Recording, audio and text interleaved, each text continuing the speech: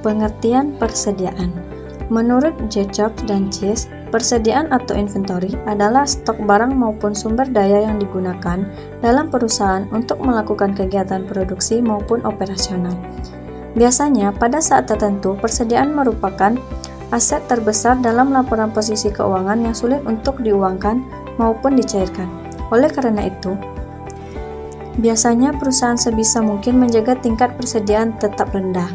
Menurut Harjanto, persediaan adalah bahan atau barang yang disimpan dan akan digunakan oleh perusahaan untuk memenuhi tujuan lain, sebagai contoh digunakan dalam proses produksi, sebagai suku cadang dari peralatan atau mesin maupun dijual kembali. Menurut Handoko, istilah persediaan atau inventory adalah suatu istilah yang menunjukkan sumber daya organisasi yang disimpan dalam antisipasinya terhadap pemenuhan permintaan. Berdasarkan definisi-definisi di atas, persediaan merupakan investasi modal yang tidak mudah dicairkan, meliputi segala sumber daya organisasi berupa bahan mentah dalam proses dan barang jadi yang disimpan untuk antisipasi permintaan atau memenuhi tujuan tertentu. Siklus persediaan dan pergudangan. 1. Pengadaan bahan baku. Perencanaan kebutuhan, pemilihan vendor, pembelian, hingga penerimaan barang. Yang kedua, penyimpanan barang. Pengelolaan persediaan harus efektif dan efisien untuk menjamin bahwa barang tersedia ketika diperlukan. Yang ketiga, pengelolaan persediaan.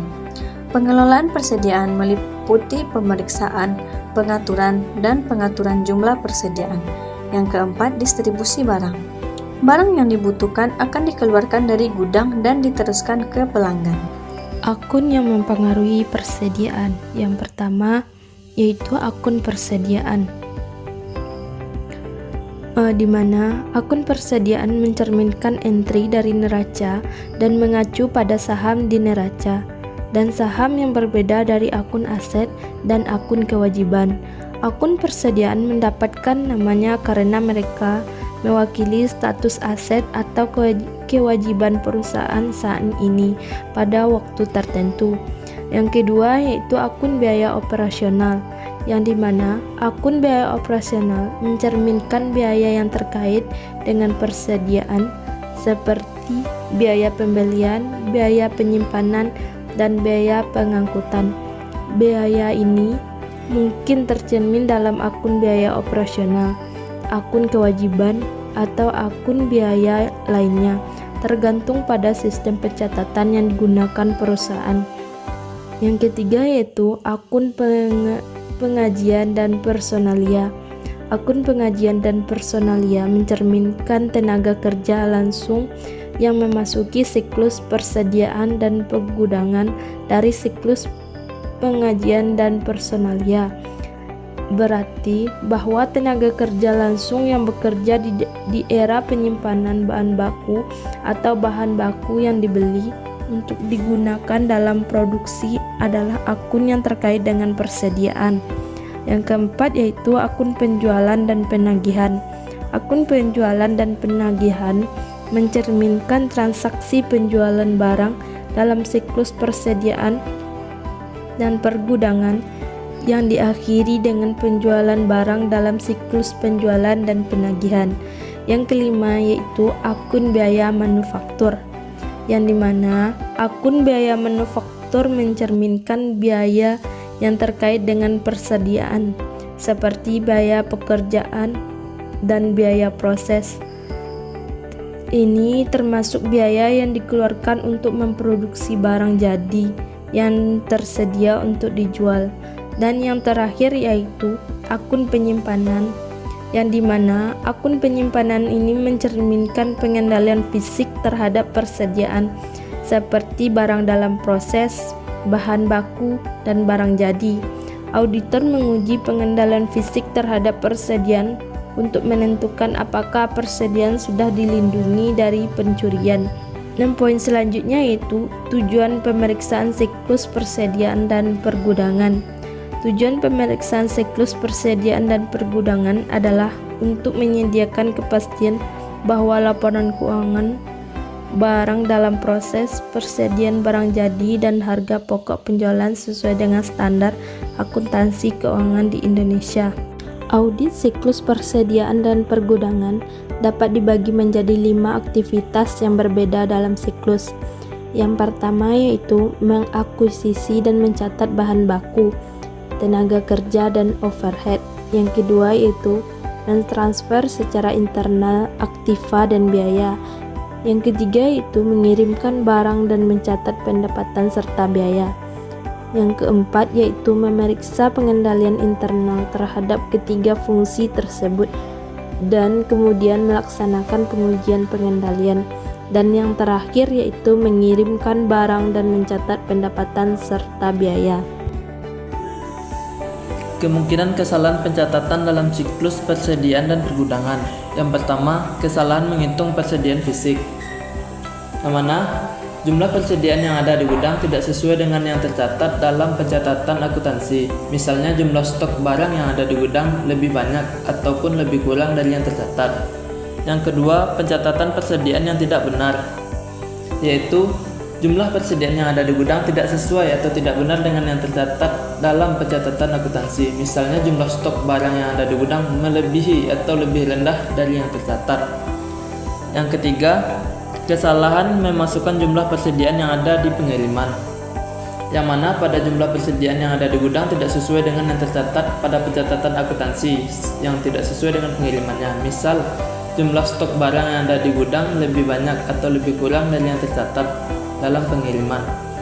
Yang keempat, pencatatan persediaan konsiensi yang tidak benar, yang mana jumlah persediaan yang ada di gudang tidak sesuai dengan yang tercatat dalam pencatatan akuntansi. Misalnya jumlah stok barang yang ada di gudang lebih tinggi ataupun lebih rendah yang ada tercatat dalam pencatatan konsiensi.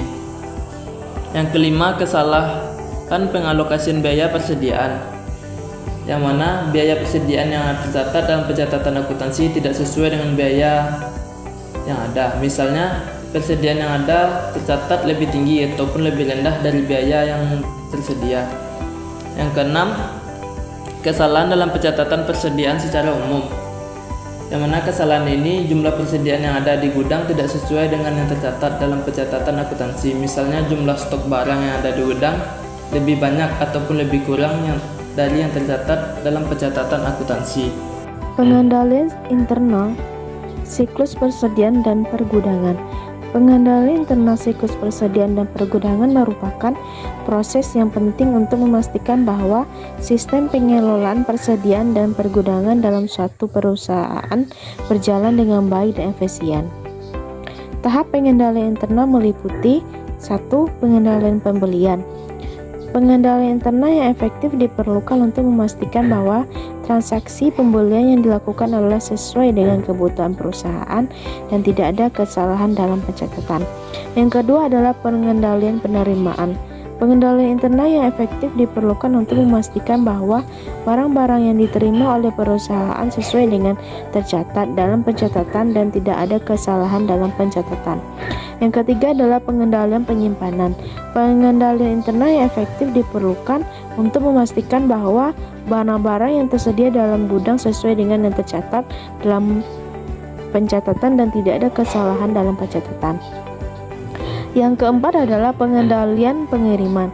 Pengendalian internal yang efektif diperlukan untuk memastikan bahwa barang-barang yang dikirim oleh perusahaan sesuai dengan yang tercatat dalam pencatatan dan tidak ada kesalahan dalam pencatatan.